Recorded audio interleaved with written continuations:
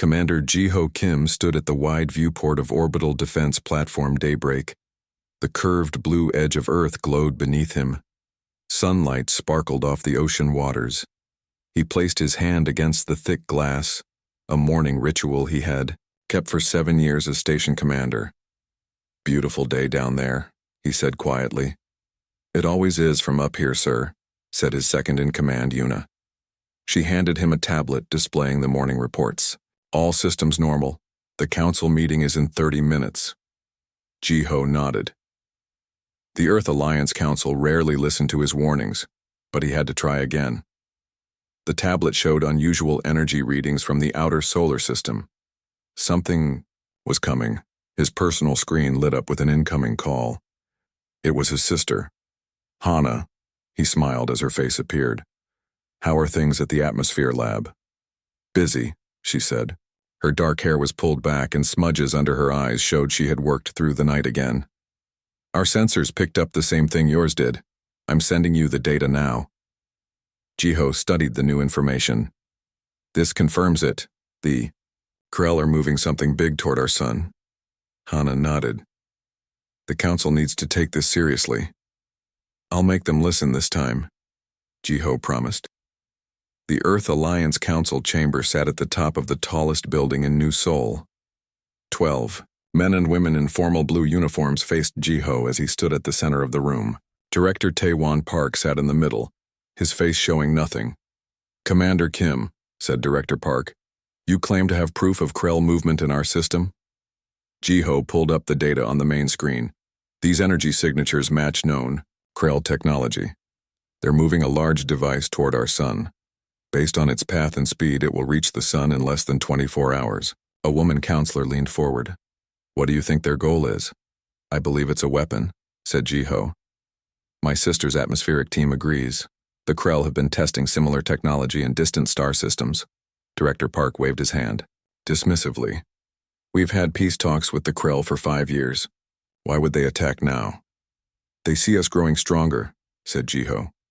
"The new colony ships are expanding technology. They've always seen us as future competition." "This sounds like military paranoia," said Director Park. "Commander Kim, your time on the border stations has made you too suspicious." "The evidence is not conclusive," interrupted Park. "We will monitor the situation, but we will not provoke the Krell with military action based on theory." Ji-ho felt his jaw tighten. "We should at least raise the defense grid to full power. That would signal distrust to our Krell partners," said Park. "Request denied. This meeting is over." Back on Daybreak Station, Ji-ho paced his office. The screen on his wall showed the mysterious Krell device continuing its journey toward the sun. It would arrive within hours. His door slid open, and Hana walked in. Her pass as head atmospheric engineer gave her access to all Earth defense platforms. "They didn't listen," she said. "It wasn't a question." "Park thinks I'm overreacting," said Ji-ho. He pointed to the screen. "But look at this. The device is accelerating." Hana studied the data. "We've analyzed its structure. It could be a solar dampener." "What does that mean?" "It could create a field around the sun, blocking some percentage of light and heat from reaching Earth." Hana's voice was steady, but her eyes showed fear. "If I'm right, we're looking at a slow-motion attack. They won't destroy us instantly. They'll freeze us slowly." Ji-ho picked up his command tablet. "I'm raising station defenses anyway. Park can fire me later." "I've already started emergency protocols in the atmospheric team," said Hana. "We're working on systems to maintain Earth temperatures if the worst happens." Ji-ho looked at his sister with pride. Always one step ahead. The station alarm suddenly blared. Yuna's voice came over the speaker. "Commander, the Krell device has suddenly accelerated to light speed. Impact with the sun in 3 minutes." Ji-ho and Hana ran to the command center. The main screen showed their sun, bright and normal. A small dot approached it rapidly. "Can we shoot it down?" asked Ji-ho. "Too close to the sun now," said Yuna. "Our weapons would be useless at that range." They watched in silence as the dot reached the sun. For a moment, nothing happened. Then a dark patch appeared on the sun's surface. It grew rapidly, spreading like spilled ink. "What's happening?" whispered Yuna. Hana was already at a science station, fingers flying over the controls. "It's creating a nebula layer, a shield of particles around the sun." The darkness continued to spread until it covered nearly the entire sun. The star that had given Earth life for billions of years now looked dim and sickly. "Light readings?" asked Jiho. "Sunlight reaching Earth has dropped by 68%, said a technician. His voice shook. "Temperature will begin dropping immediately." Jiho opened a channel to Earth Alliance headquarters. "This is Commander Kim. We are under attack. The Krell have deployed a solar dampening weapon. Request immediate emergency protocols and war status." Director Park's face appeared on screen. For once, his calm expression was gone. "We see it. How do we stop it?" "Unknown," said Jiho. "But this was an act of war. We need to respond." On another screen, they could see the Earth. Already the bright blue planet looked dimmer as the weakened sunlight reached its surface. "God," said Director Park. "They're trying to freeze us to death." Calls were flooding in from around the world. Reports of panic, of people crowding into streets to look at the darkened sky. The sudden cold was already being felt at higher latitudes. "Director," said Jiho firmly, "the Krell think we are weak, that we will surrender when faced with a slow death. We need to prove them wrong." "What would you suggest, Commander?" Park asked, his earlier dismissal forgotten. "We fight back," said Jiho. "Hana, how long before Earth becomes uninhabitable?" Hana looked up from her calculations. "At this reduction level, crops will fail within weeks. Temperatures will drop by 15 degrees within months. We have maybe a year before systems start collapsing globally." Jiho straightened his shoulders. "Then we have a year to find a way to hit back." He looked out the viewport as Earth began its descent into artificial night. The Krell had made a terrible mistake. They thought humans would accept defeat. "They bombed our sunlight," he said quietly. "They will learn what humans do when cornered." The first reports of riots were coming in from major cities. The long night had begun. 6 months had passed since the day the sun dimmed. Earth was no longer the blue jewel it once was. From space it looked gray and frozen, wrapped in endless clouds. Jiho Kim walked through the underground city of New Seoul, 15 levels below, what had once been the capital's center. The wide tunnel was crowded with people. Children who had not seen real sunlight in months played under artificial lights designed to mimic the sun's rays. "Commander Kim," a voice called out. Jiho turned to see Director Park approaching. The once proud man looked thin and tired, his clothes hanging loosely on his frame. "Director," Jiho nodded. There was no point in holding grudges now. Everyone was just trying to survive. "How is Project Ember progressing?" Park asked. After the attack, Jiho had been put in charge of developing artificial sunlight systems to help grow food and keep people warm. "We've improved the light output by 30%, Jiho replied. "But we still can't match real sunlight for growing crops. We need more power," Park sighed. "The geothermal plants are at maximum capacity. Every major city worldwide has moved underground. The surface temperature is now 20 degrees below what it was before the attack." They walked together toward the central hub, where Jiho had a meeting with his team. The walls of the underground city were lined with light panels, keeping the darkness at bay, but everyone knew it was not enough. "Have you heard from your sister?" Park asked. "Hana sends updates from the research facility," Jiho said. "She's working day and night trying to understand the Krell technology. If anyone can figure out how to reverse what they did to our sun, it's her." The central hub was a large cave-like room with screens covering the walls. Maps showed the remaining habitable areas of Earth, shrinking day by day as the cold spread. Inside, Jiho found a familiar face waiting. Subin Lee, his former military colleague, now ran intelligence operations, tracking Krell movements. Her normally neat uniform was wrinkled and dark circles shadowed her eyes. "Subin," Jiho said, surprised. "I thought you were at the Arctic base." "I came back 2 days ago," she replied. I have information you need to see. Subin brought up images on the main screen. They showed Earth's moon, its gray surface dotted with new structures. The Krell have established a base on the moon, she explained. They're watching us struggle. Jiho felt his hands curl into fists. How many? At Tiu, least 500, Subin said. They built a command center and what looks like a research facility. Our satellites captured these images before the last one failed. Director Park studied the images. They're monitoring us, waiting for us to weaken further.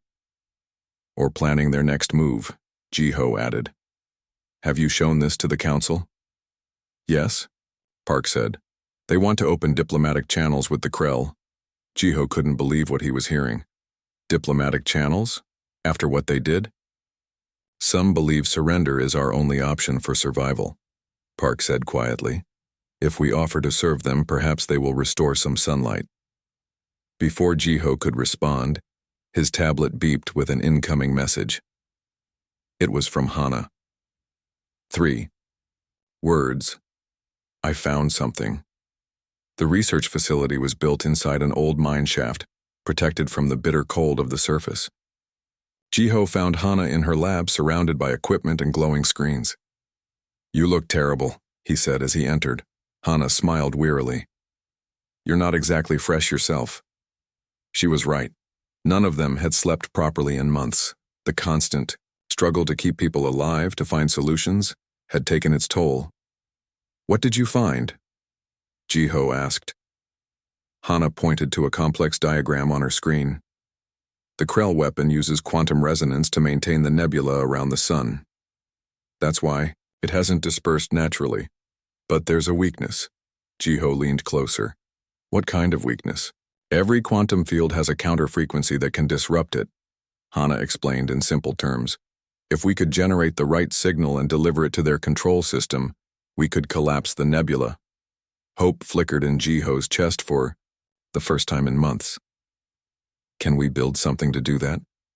I've already started designing it, Hana said. But there's a problem. The signal would need to be transmitted from inside their system. We would need access to the Krell control center, which is on the moon. Jiho finished her thought. The door to the lab slid open, and Subin walked in. Then we go to the moon. Jiho. And Hana turned to her in surprise. Sorry, I followed you, Subin said. And I bring more news. The Krell are planning something big. Our last spy drone near their moon base detected increased activity. They're preparing ships. An invasion? Jiho asked. It looks that way. Subin nodded. They think we're weak enough now. Jiho looked between his sister and his old friend. The council wants to surrender. I know, Subin said. Director Park told me. But there's more you don't know. I've been gathering intelligence on the Krell for months. I've learned to understand their language. She pulled out her own tablet and played a recording. Strange. Clicking sounds filled the room. This is a message intercepted from their moon base to their homeworld, Subin explained. They're not planning to let us live even if we surrender. Once they take Earth, they'll eliminate most humans. They only want our planet, not us. Silence filled the lab as this sank in. How much time do we have? Hana finally asked. A month, maybe less, Subin replied. Jiho walked to the window that showed the frozen wasteland outside. Snow covered everything. The world he had known was gone, but humanity still survived. The council won't help us, he said. They're too afraid, too beaten down. Then we do it ourselves, Hana said firmly. I can build the disruptor, but we need a way to reach the moon and we need a team. Jiho turned back to them, his mind racing. I know people we can trust.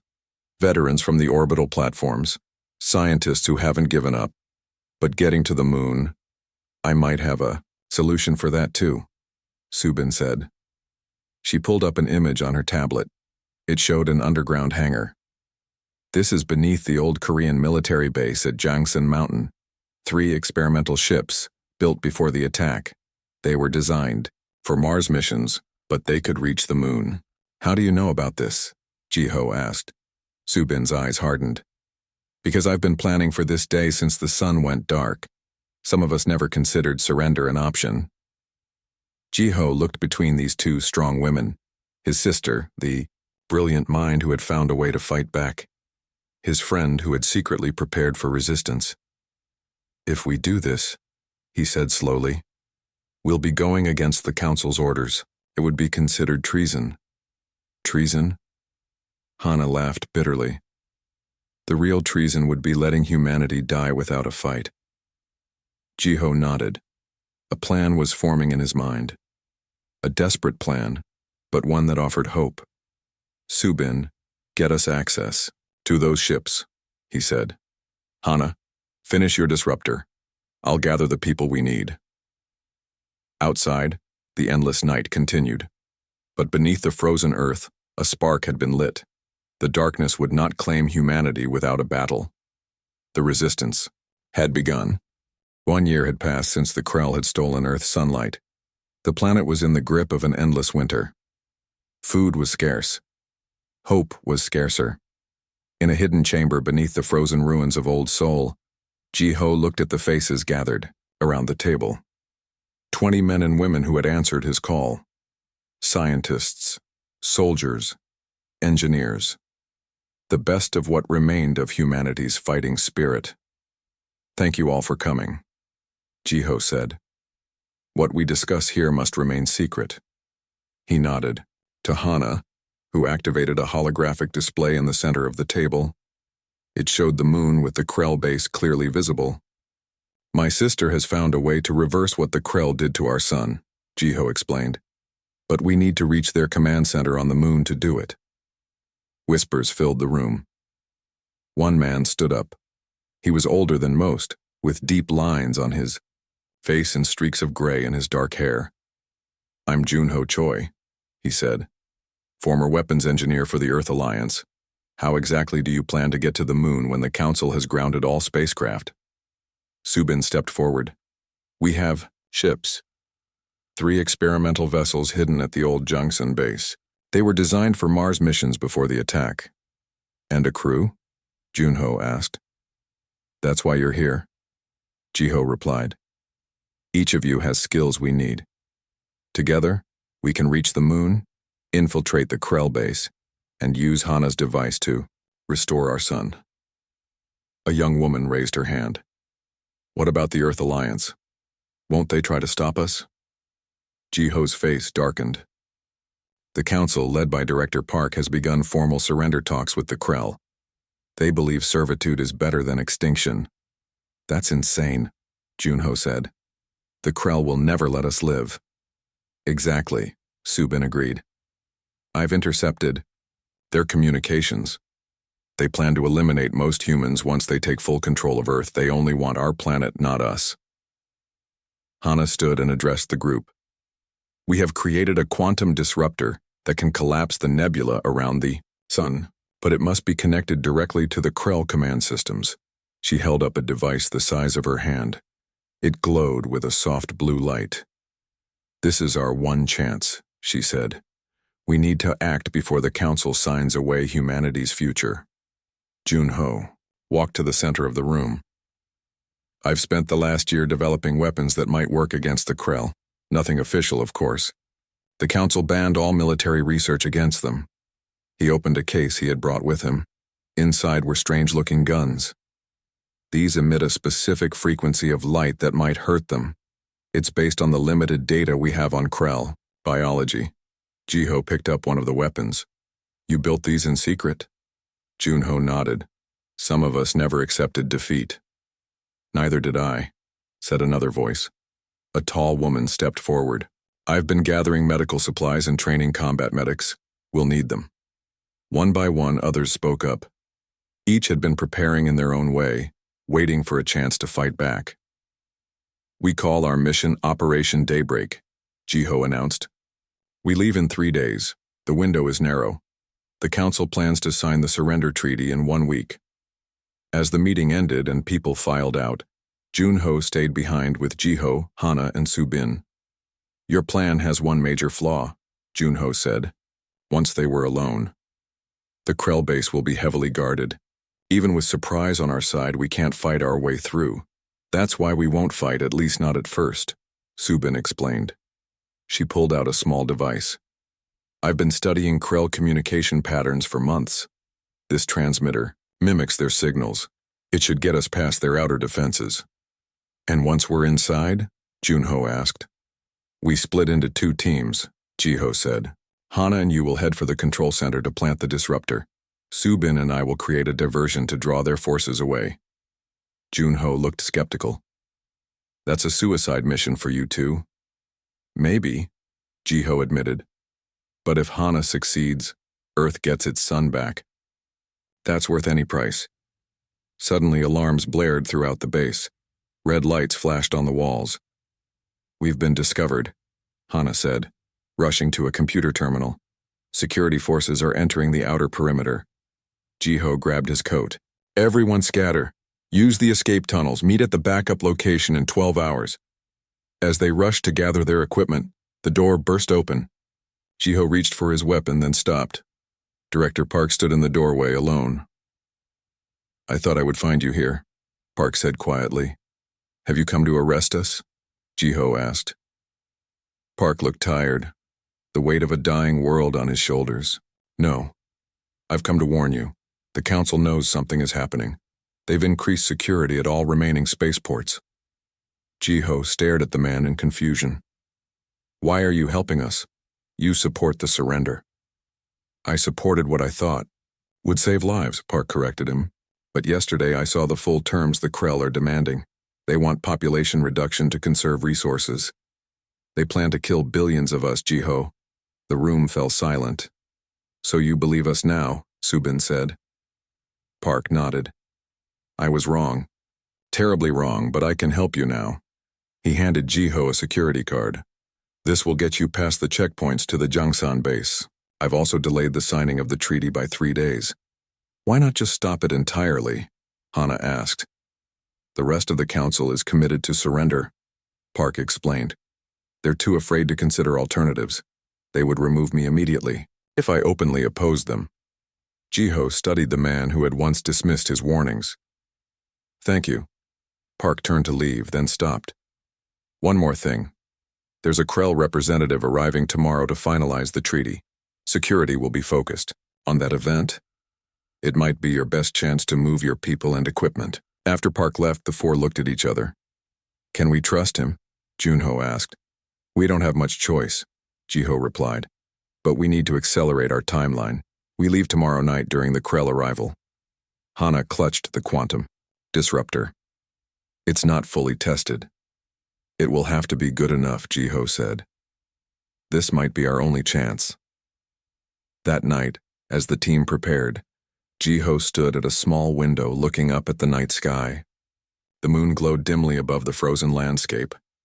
Somewhere up there the enemy watched and waited, thinking humans had been defeated. They think we've given up, he said softly. Subin joined him at the window.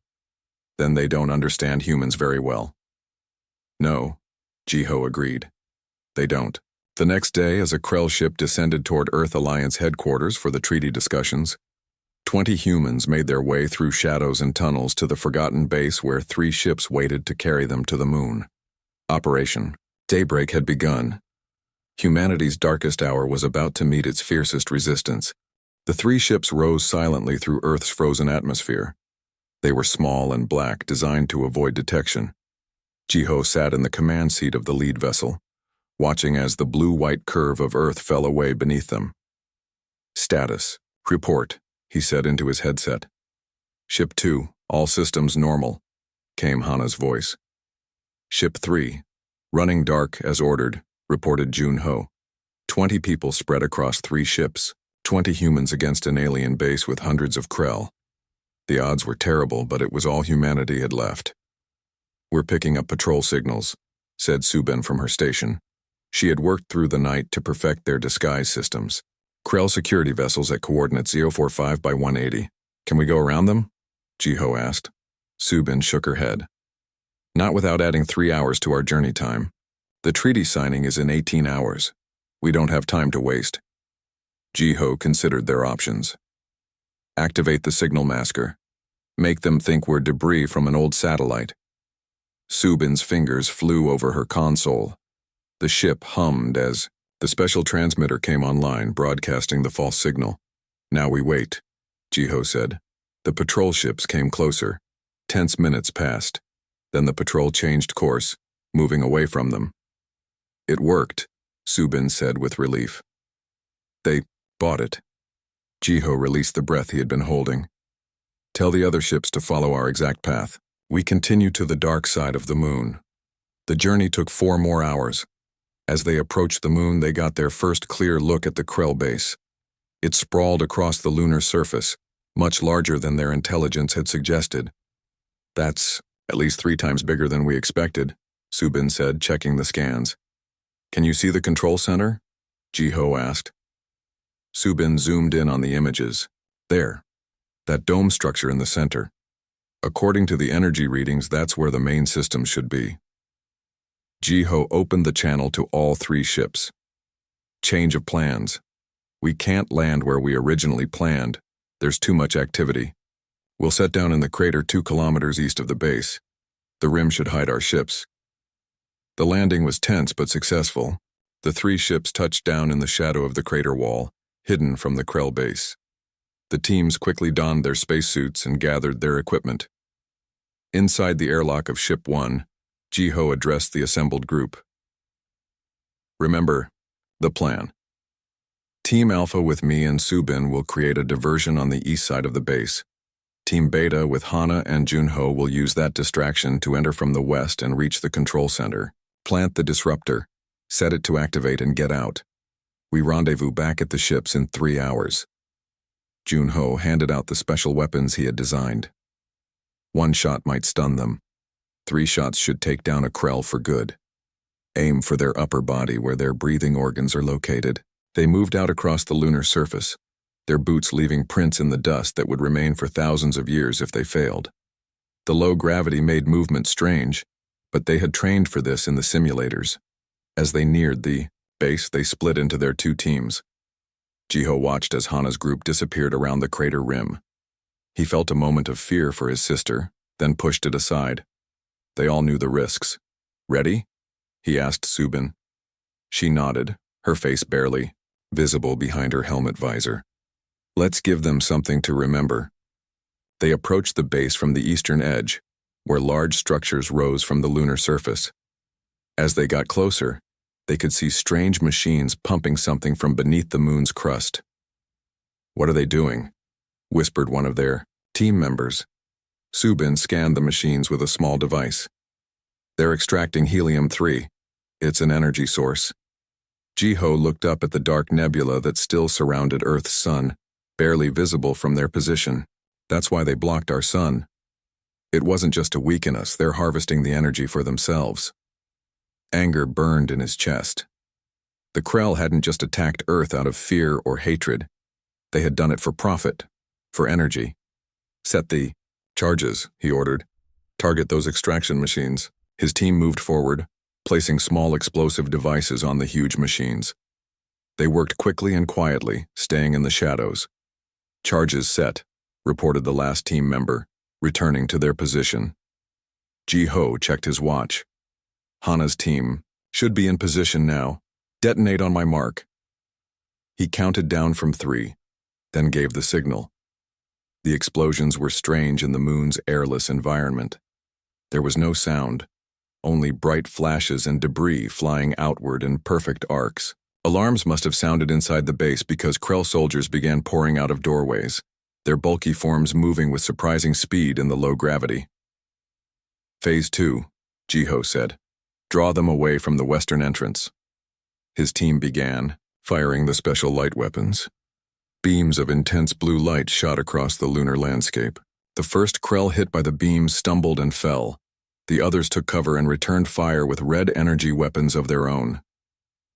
It's working, Subin shouted. They're all coming this way. Jiho watched as dozens of Krell moved toward their position. Fall back slowly. Keep them following us. At the other side of the base, Hana led her team toward the now less guarded western entrance. Subin's signal transmitter got them past the outer door. Inside, they found themselves in a pressurized chamber.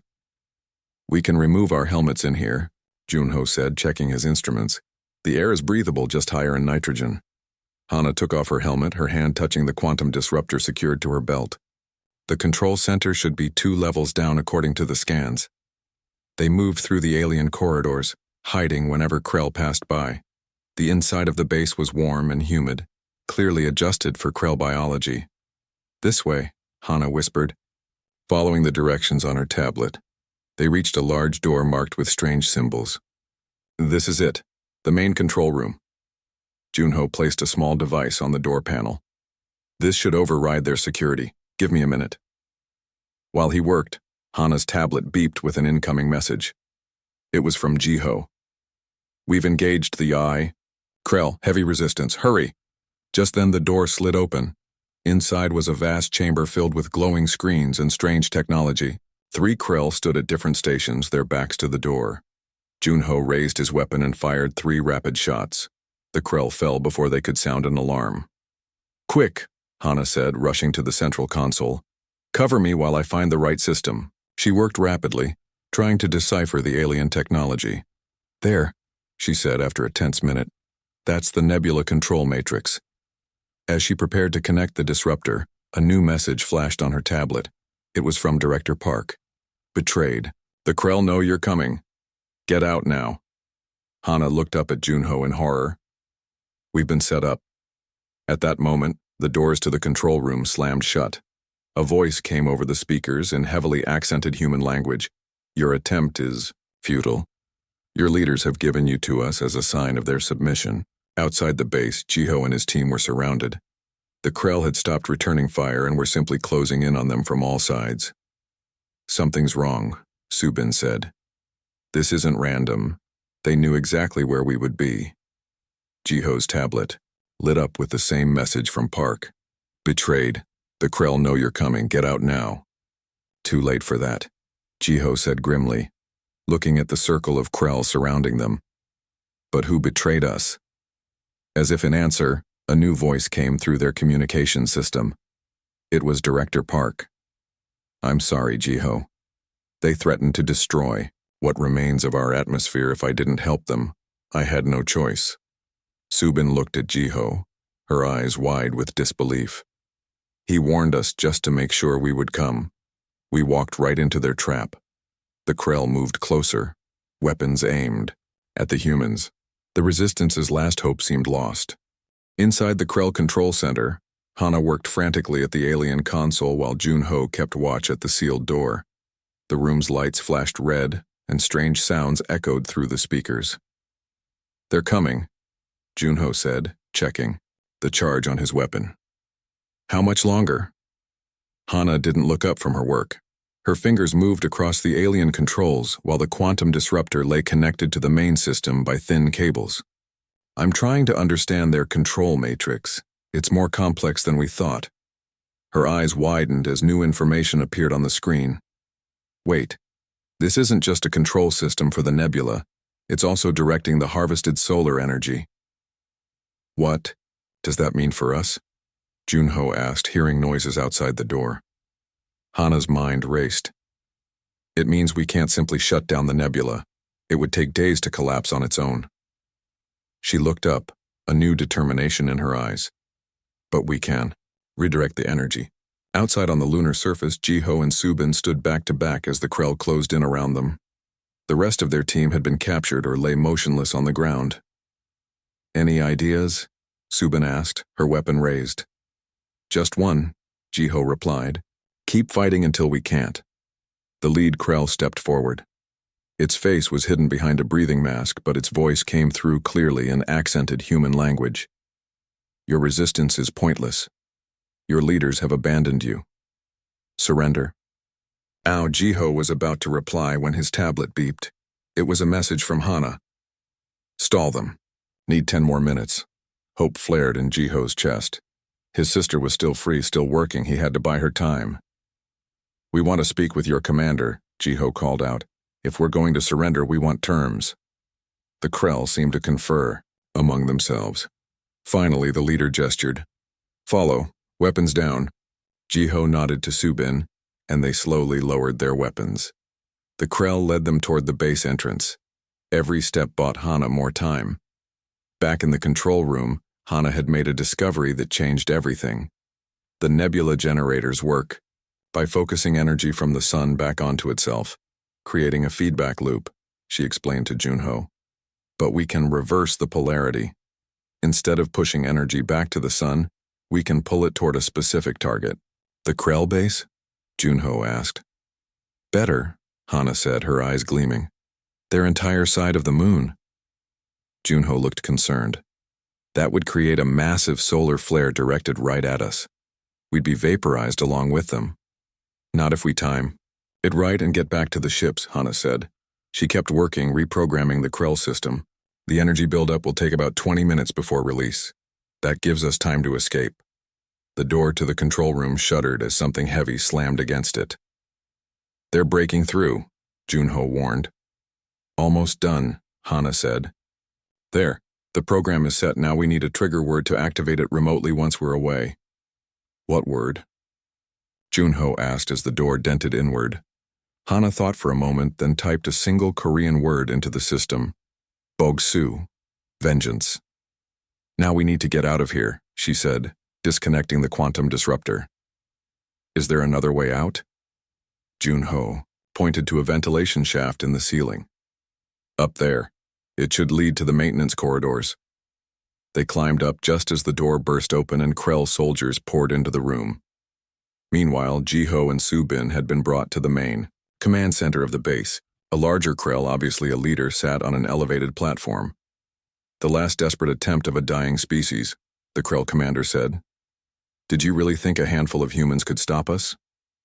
We had to try, Jiho replied, his eyes scanning the room for any advantage, any weapon. Your Earth Alliance has already agreed to our terms, the commander continued. 90% population reduction. The survivors will serve as our workforce while we harvest your planet's resources. You won't get away with this, Subin said. Defiantly, the Krell commander made a sound that might have been laughter. We already have. Your sun belongs to us now. Its energy feeds our empire. A Krell soldier burst into the room, speaking rapidly in their clicking language. The commander rose, suddenly agitated. What have your people done to our control system, he demanded. Jiho didn't understand, but he sensed an opportunity. Maybe we're not as helpless as you thought. The commander struck Jiho across the face, sending him sprawling. Bring the others here now, he ordered his soldiers. In the maintenance corridors, Hana and Junho moved quickly, following the layout they had memorized from the scans. They encountered 2 Krell workers and used their weapons to stun them before continuing. We need to find Jiho and Subin, Hana said. They might be in trouble. They reached a junction where they could see into the main command center through a ventilation grate. Inside they saw Jiho and Subin facing the Krell commander. There, Junho whispered. But how do we get them out? Hana checked the timer on her tablet. 15 minutes until the solar flare is triggered. We need a distraction. Junho pulled a small device from his belt. I saved 1 charge. It should be enough. He placed the explosive on the wall opposite. From where they needed to go, set the timer for 30 seconds, and they moved back around the corner. The explosion rocked the corridor. Alarms blared throughout the base. In the confusion, Hana and Junho burst through a side door into the command center, weapons firing. Jiho! This way! Hana shouted. Jiho and Subin seized the moment. Subin grabbed a weapon from the nearest, stunned Krell guard while Jiho tackled the commander. They fought their way to Hana and Junho at the door. The ships! We have 13 minutes! Hana yelled as they ran through the corridors. They fought their way out of the base, facing Krell. Resistance at every turn. Subin took a hit to her leg but kept moving. As they neared the exit to the lunar surface, a group of Krell blocked their path. Stand back, Junho said. He adjusted his weapon to maximum power and fired at the ceiling above the Krell.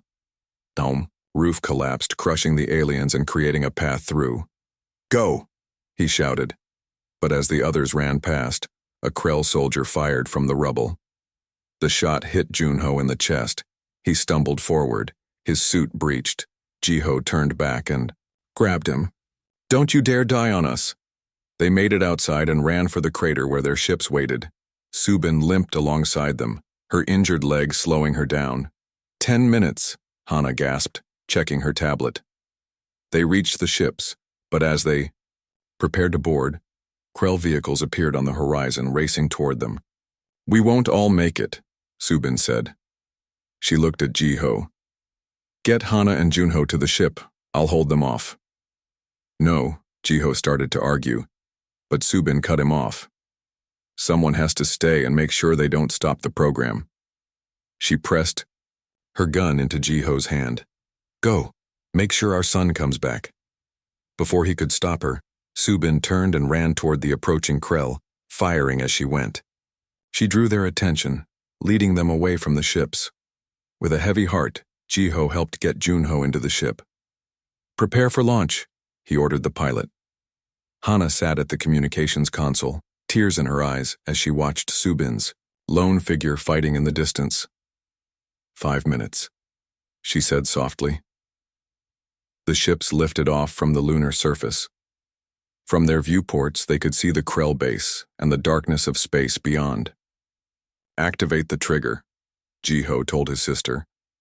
Hana sent the signal with the code word, "Vengeance." Far away, Earth's sun began to pulse with energy. The nebula that had blocked its light for over a year now channeled that energy, focusing it into a massive solar flare aimed directly at the moon. "Brace for radiation wave," the pilot warned as they accelerated away from the moon. Behind them, the lunar surface began to glow red as the concentrated solar energy hit it. The Krell base was the first to go, vaporized in an instant of unimaginable heat. As the ships raced toward Earth, the crew watched in awe as the solar flare burned across the moon's surface, stripping away layers of dust and rock to reveal what Hana had programmed into the control system. A single word carved deep into the lunar bedrock, large enough to be seen from Earth. Bogsu. Vengeance. The word would remain there for millions of years, visible to every human who looked up at the night sky, a reminder of what had been done to protect Earth. As they approached their home planet, they could see the nebula around the sun dispersing, rays of true sunlight beginning to reach Earth for the first time in over a year. "Subin," Jiho said quietly, looking back at the red glowing moon. "We did it." Beside him, Junho had been stabilized but remained unconscious. Hana took her brother's hand. "Earth will remember," she said. "They all will remember." The ships descended toward the warming planet, bringing news of victory and the return of light. Humanity had survived its darkest hour and shown the stars that they would never go quietly into the night. They had painted the moon red with one word: vengeance.